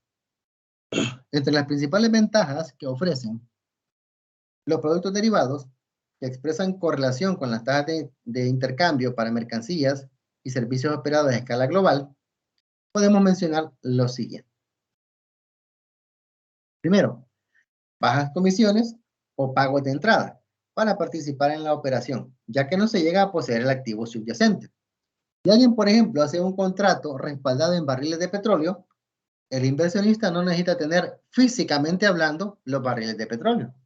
Simplemente tiene la certeza de que su activo financiero está respaldado en eso, ¿verdad? Por lo tanto, no es lo mismo, como le hemos dicho en su momento, no es lo mismo un contrato a futuro, por ejemplo, que de perforar un pozo petrolero y sacar un barril de petróleo. Sin embargo, el activo financiero del que hablo está respaldado en el precio del petróleo, pero no necesito tenerlo físicamente para poder tener esa certeza, ¿verdad? Segundo, alto apalancamiento, es decir, que el uso de un derivado generalmente promueve altos usos de deuda y sobre lo mismo se puede obtener elevados niveles de rendimiento o de pérdida. ¿Por qué? Por lo que con un precio de entrada de $10, por ejemplo, se puede llegar a tener una exposición al mercado de 100 o de 1000. Cuando me refiero a exposición de mercado es posición de poder ganar o de poder perder. Es decir, usted invierte poco en un momento y producto de la naturaleza del activo financiero en el que usted está invirtiendo, de ese activo derivado, usted puede percibir altas exposiciones a rendimiento o a pérdida, según la naturaleza. Lo cual, como se dice, puede llegar a ser tanto beneficioso como arriesgado. Y tercero, ofrecen diversos sistemas de cobertura a las posiciones que se tienen abiertas. Lo que se ha recalcado, operan como una especie de seguros que le dan a usted un nivel de cobertura mucho más alto que un activo financiero tradicional. En el caso de los activos financieros que se mueven en términos del mercado de derivados, como hay una inmensa cantidad, lo que se busca es hacer clasificaciones. Y en las clasificaciones se colocan aquellos que tienen características similares o que son de naturaleza homogénea.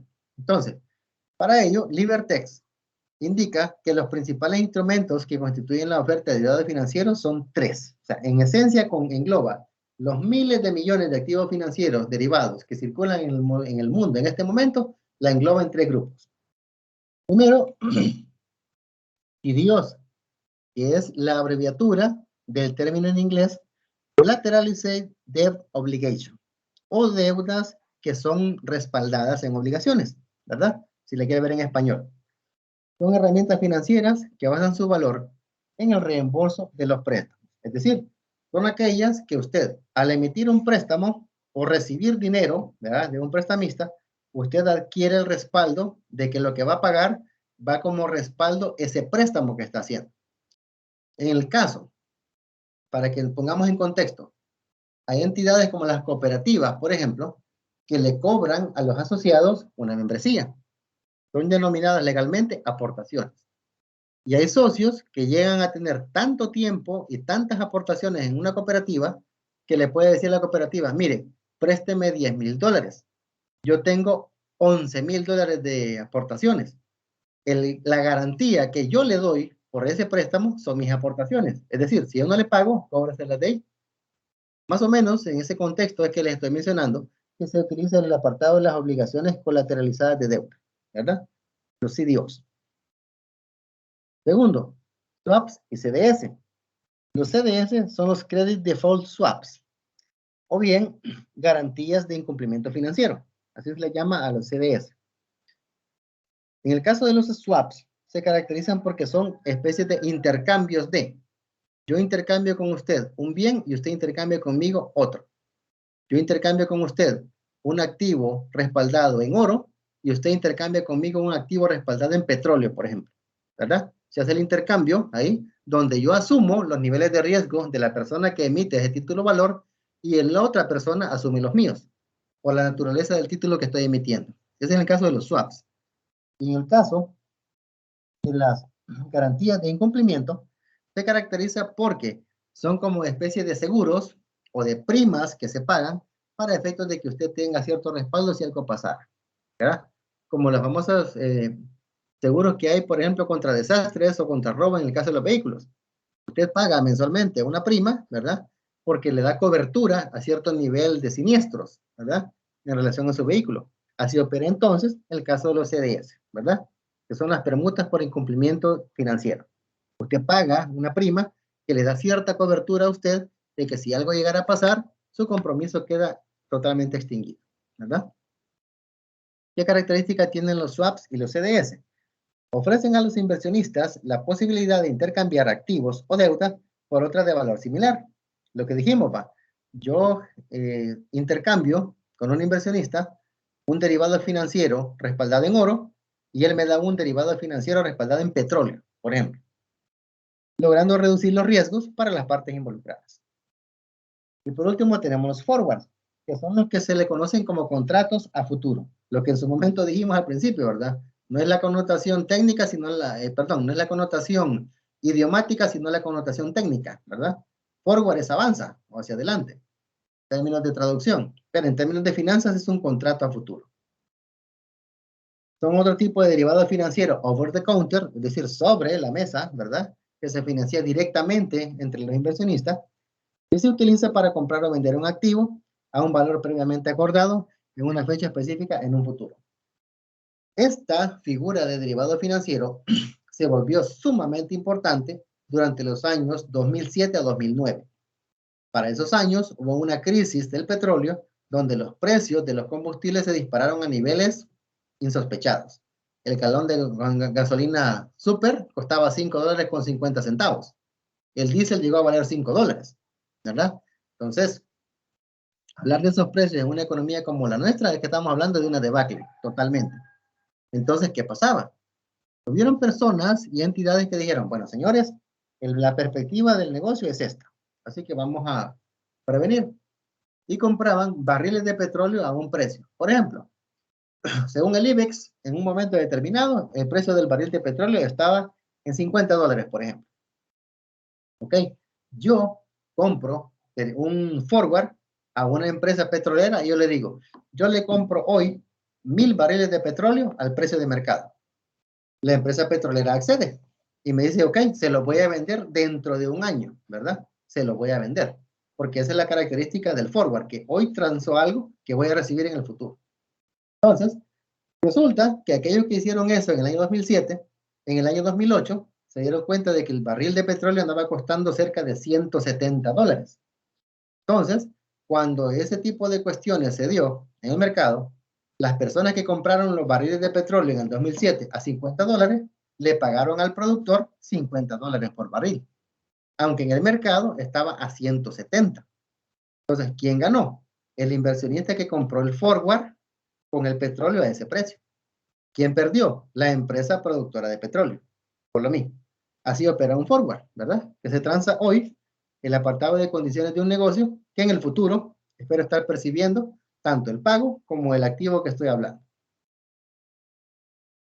Independientemente del derivado financiero al que se refiera, el impulso de su elección está en el grado de flexibilidad que ofrecen. Es decir, es una de las ventajas que ofrecen los derivados financieros.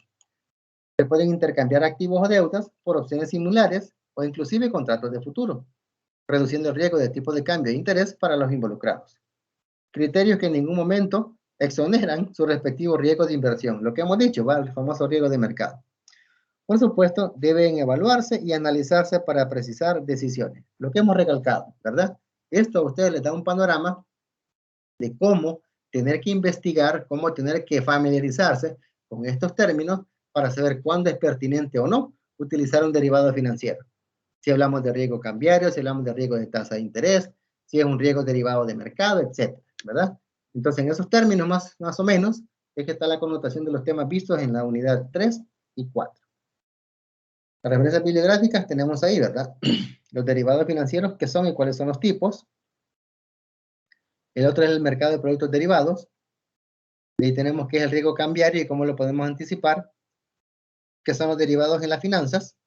Y tolerancia al riesgo, qué es y cómo determinarlo.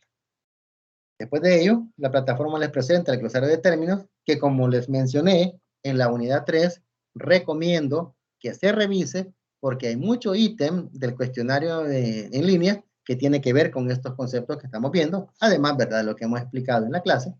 Ahí los pueden ver ustedes, ¿verdad? Son básicamente 15 conceptos que ustedes pueden revisar y tenerlos presentes a la hora de estar realizando la actividad. Y de ahí finalizamos con lo que son los recursos complementarios, ¿verdad? El docente autor de contenidos, igual que en la unidad 3, comparte 2 videos y un documento. El primer video es derivado financiero, aprender inversión en bolsa desde cero. Y el otro es hablemos de derivados financieros. Y tercero, el documento, los derivados financieros y la administración de riesgo en las organizaciones.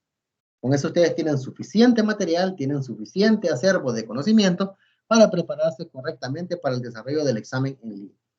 Y obviamente, pues tener el apartado de los temas de las 4 unidades, de las 4 semanas de la unidad 4, para efectos del desarrollo del examen parcial. Porque en el examen parcial solo se va a evaluar lo que es la unidad 4. Recordemos que en la unidad 2 y 3 se evaluó en el parcial 3. Entonces ahora solo evaluaremos la unidad 4.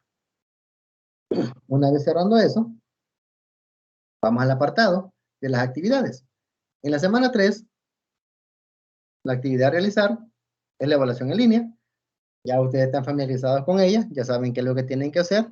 Obviamente tienen que tener también el cuidado, ¿verdad?, de que cuando lo hagan, según lo que es el apartado del Proctorizer, no abrir otras pantallas ni tampoco estar saliéndose de la ventana de la actividad, porque entonces los va a expulsar directamente, ¿verdad? Entonces no les va a permitir hacerlo. Tienen ese cuidado por ahí, ¿verdad?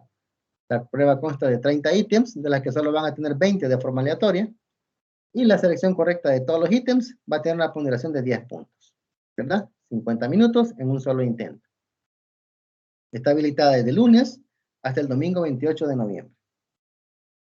En ese caso, la actividad 2, de la unidad 4. En el caso de la actividad de la semana 4, esto ya es de índole grupal, ya es un foro, ¿verdad? Donde va a ser de manera colaborativa. El tema tiene que ver con las causas de la riqueza. Y la actividad va a consistir en ¿qué? Equipos de trabajo organizados por afinidad van a generar un foro, se les va a asignar un foro, donde van a intercambiar la información para realizar la actividad, teniendo presente que hay que dejar evidencia en el foro de que todos han participado, ¿verdad? Después de haber dado lecturas a los contenidos de esta unidad, identifican un inversionista del medio, es decir, una persona que tenga experiencia en inversiones. Puede ser un trader que trabaje mucho en cuestión Forex, Bitcoin, etcétera, ¿verdad? Puede ser un administrador de empresas, ahí un profesional graduado de la universidad que esté trabajando en la banca, por ejemplo, en el sector cooperativo, etcétera. Puede ser un gerente financiero, ¿verdad? Gerente bancario, puede ser un empresario, ¿verdad? Es decir, el perfil es diverso. La clave es que tenga experiencia en inversiones. Lo que van a hacer es gestionar una breve entrevista con él, centrada en conocer su fórmula de éxito en el mundo financiero. Considere que se han respondido las siguientes interrogantes, es decir, como mínimo, la persona con la que ustedes van a interactuar debe responder a estas preguntas. Primero, ¿cuál es su perfil de riesgo? Personalidad del inversionista. Ya ustedes saben cómo medirla, cómo contextualizarla por aquella actividad que realizaron por aquel enlace. 2.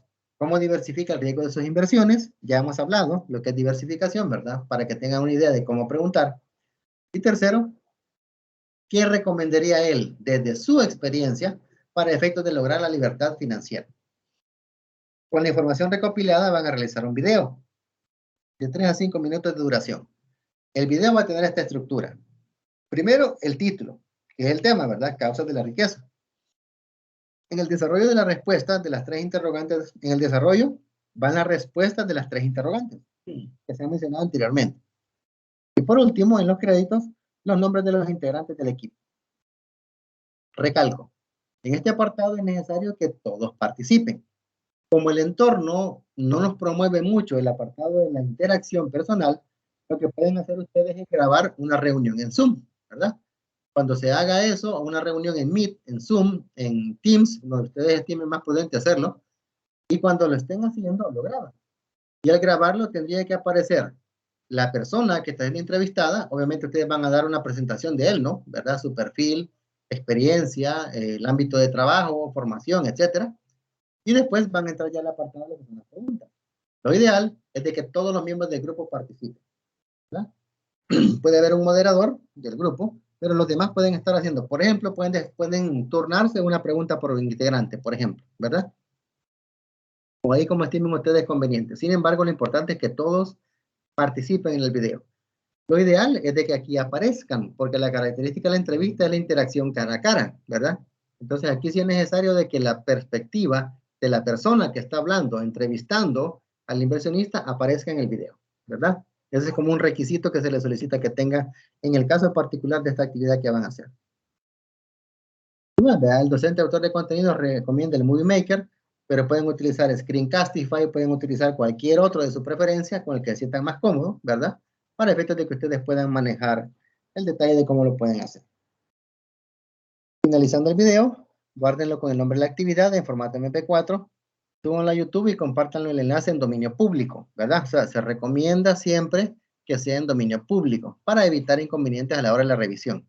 Por favor, verifiquen el apartado de que el enlace esté correctamente subido, porque hay veces en las que cuando se están haciendo las revisiones, los enlaces no abren, empiezan a cargar y se quedan ralentizando, nunca aparece la reproducción, etcétera. Entonces tengan ese cuidado, ¿verdad? Para efectos de estar teniendo inconvenientes en las revisiones, porque eso puede afectar, ¿verdad? El hecho de que no se les pueda colocar una nota oportunamente, por el hecho de que no se pudo revisar la evidencia del trabajo. La fecha límite de participación será el domingo del final de la semana 4, ¿verdad? Es decir, la siguiente semana, antes de la semana de parciales, es la fecha límite para la entrega de este video. O sea, tienen desde este momento 7 días más lo que queda de esta semana para poderlo hacer. Y lo que se va a evaluar es el apartado de estructura con 2 puntos, trabajo en equipo con pertinencia de la información, creatividad y redacción y ortografía con las mismas ponderaciones, ¿verdad? La sumatoria de todas hacen los 10 puntos de la nota. Muy bien. Hola. No podríamos que recopilemos la información de la persona que estamos entrevistando y que cada uno de los integrantes diga alguna de las preguntas, y como narrando lo que él ha dicho. Entonces no sería una entrevista, sino que estaríamos hablando de como que se ha pasado un cuestionario, ¿verdad? Entonces, de hecho, eso que es muy buena pregunta, de verdad, le agradezco porque estamos verificando el apartado de lo que está exigiendo, ¿verdad? La actividad y se refiere al apartado de que identifiquen un trader, ¿verdad? Y que se gestione una entrevista con él, ¿verdad? Es decir, lo ideal es de que sea una entrevista que se desarrolle en el momento, ¿verdad? Lo que pueden hacer es contactarlo, darle por adelantado las preguntas para que él se prepare, ¿verdad? Con cierto tiempo de manera prudencial y después se ponen de acuerdo para hacerlo. Recuerden que el video no debe durar más de 3 a 5 minutos, es decir, no le va a quitar mucho tiempo ni a ustedes ni a él. No que lo importante es que es necesario que él salga. Es lo ideal. Solo el audio. Si hubiera algún inconveniente para que la persona pudiera participar, puede considerarse el audio. Es decir, no es permitido que el estudiante lea lo que la persona dijo, sino que hay que dejar evidencia que la persona lo ha dicho. ¿Me explico? Entonces, sí pueden haber casos de personas que digan, no, mire, yo con gusto les apoyo, pero no quiero salir. Ah, está bien. Cuando ustedes como grupo hagan la presentación del entrevistado, digan, estamos aquí con la persona, un nombre y un apellido, pues no tienen que ser tan exactos, empresario dedicado a tal área, ¿verdad? O estamos aquí con la persona tal, dedicada a la labor de gerencia en un banco, ¿verdad? Aquí de la zona oriental, etcétera, etcétera. Es decir, no vamos a invadir tampoco la privacidad, ¿verdad? De las personas, pero sí es necesario, porque la asignatura lo exige, definir el perfil, ¿verdad? Y tiene que estar dentro de estos elementos, ¿verdad? Trader, administrador de empresas, gerente financiero, bancario, empresario. Ese es el perfil que se busca. ¿No se sigue de clara la inquietud? Sí. Ok, perfecto, muy bien, excelente. ¿Dudas o inquietudes, compañeros? Vamos a ver por acá, voy a dejar de presentar, veamos aquí.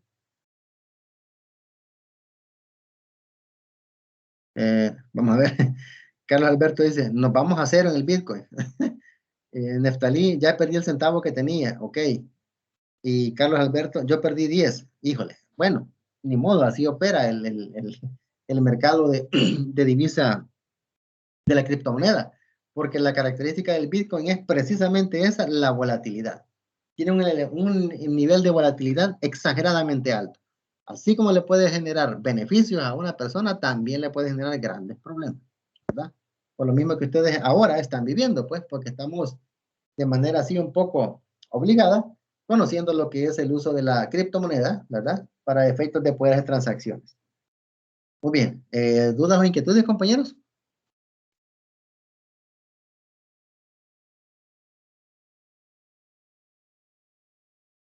Si no las hubiera, les agradecería que me retroalimentaran porque debo dejar evidencia en el foro o en el video que estamos grabando de que la temática ha sido comprendida para efectos de ir cerrando. ¿Me confirman ahí, por favor?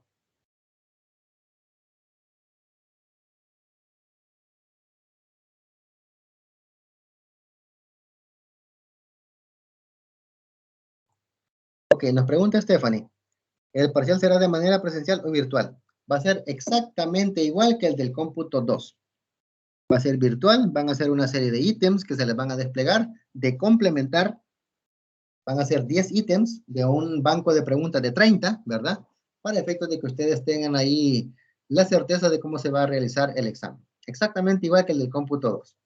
No sé si queda clara la inquietud, Stephanie.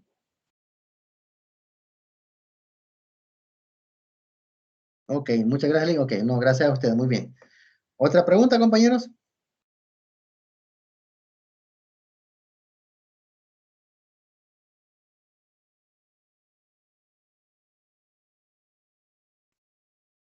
¿Dudas o inquietudes, jóvenes? Si no las hay, les agradeceré que me confirmen que ya podemos dar por cerrada la jornada, dejando evidencia en el chat o a través de del audio, por favor.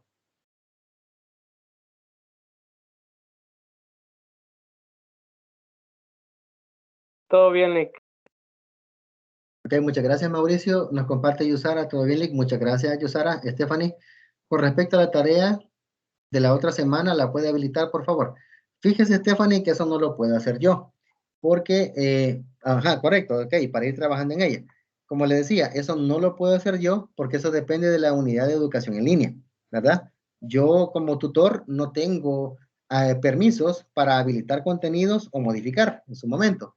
Si recordarán ustedes, en las unidades 2 y 3, lo que hicimos fue como relativamente cambiar el orden en el que se iban a hacer algunas actividades, dejando las evaluaciones en línea de último, porque a pesar de haber hecho la sugerencia de que se tenían que cambiar algunas preguntas, me dijeron que no, porque la autorización no dependía de mí, ¿verdad? Entonces, en este caso, Stephanie, no puedo habilitar los contenidos desde ya. Se le va a habilitar a partir del lunes de la otra semana, ¿verdad? No sé si queda clara la inquietud.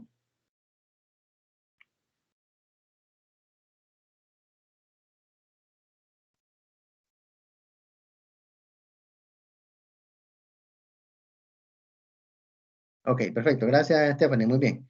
Ángel, ¿qué actividades constituyen el laboratorio 2? Laboratorio 2 ¿de qué unidad, Ángel? Ok. En lo que me responde Ángel, pregunta Ana Gladys, ¿va a pasar lista? Ya se pasó, Ana Gladys. Se pasa al principio, intermedio y ahorita que estamos cerrando. No se preocupe.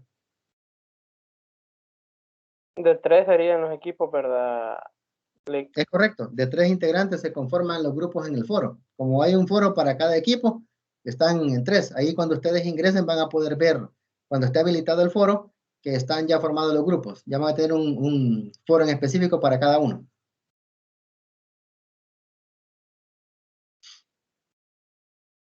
No sé, Ángel, laboratorio 2, ¿de qué unidad?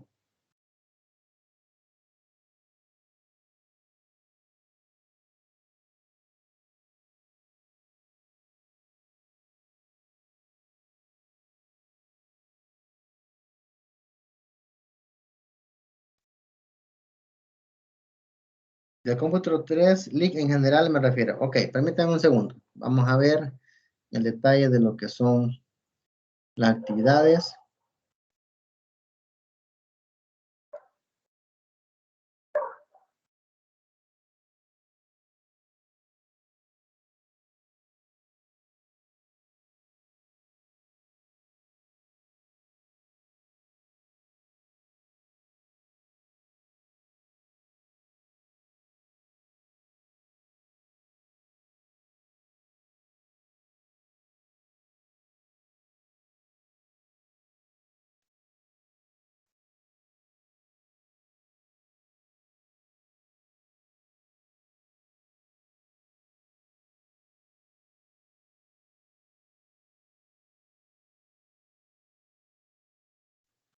Ok, del cómputo 3 Link en general comenta Ángel, ok. Yo se le menciona, es la actividad en línea y esa entrevista. Esos son para para las actividades de la unidad 4, ¿verdad? Que son las que no hemos hecho todavía. En el caso del cómputo 3, entonces menciona Ángel que teníamos las actividades completas serían las siguientes. En este momento se las comparto.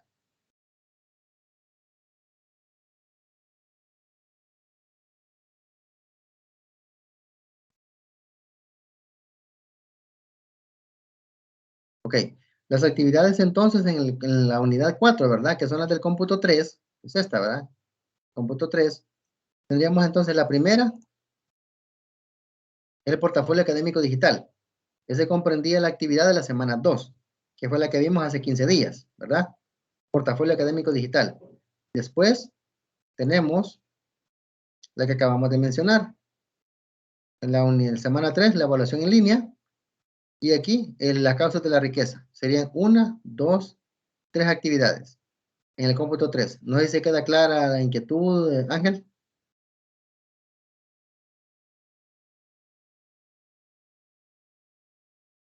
Ah, ok.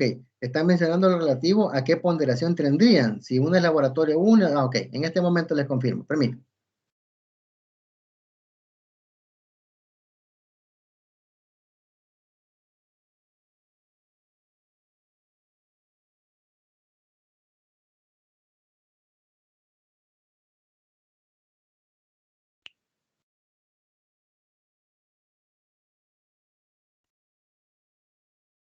Aquí pueden ver ustedes, según el formato en Excel que me ha compartido la Dirección de Educación Virtual, en el cómputo 3 hay 3 actividades. La primera, que tiene que ver con lo que habíamos hablado, ¿verdad? De la actividad de la semana 2, que es esta, del portafolio académico digital. Esa es la actividad 1, portafolio académico digital. Después está la evaluación en línea, que es el cuestionario. Y por último, la entrevista. El laboratorio 2 lo comprenden la actividad evaluada en línea y la entrevista. El laboratorio 1 solo es la actividad 1. Ahí es el promedio para obtener ya lo que es el dato para la laboratorio 1, 2 y de ahí solamente falta agregarle parcial. No sé si queda clara la inquietud. Carlos y Ángel.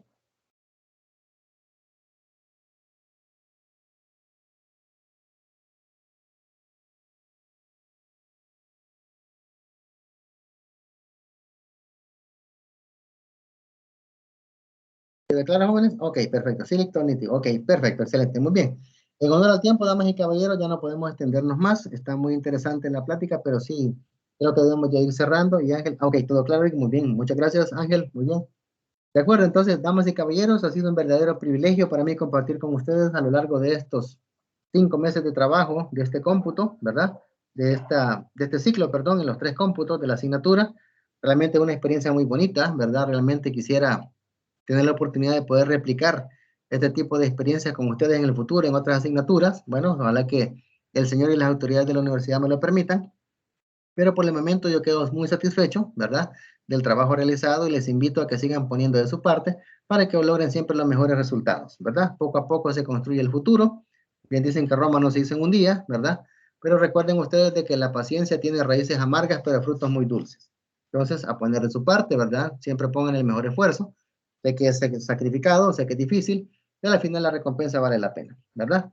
Yo me quedo hasta acá, compañeros. Ha sido un verdadero privilegio compartir con ustedes. Y favor estar pendientes de la plataforma porque se les va a informar día y hora en la que se va a hacer el examen parcial durante la semana programada para tal efecto. Les agradezco el tiempo, el esfuerzo y pues ha sido un gusto. Hasta la próxima.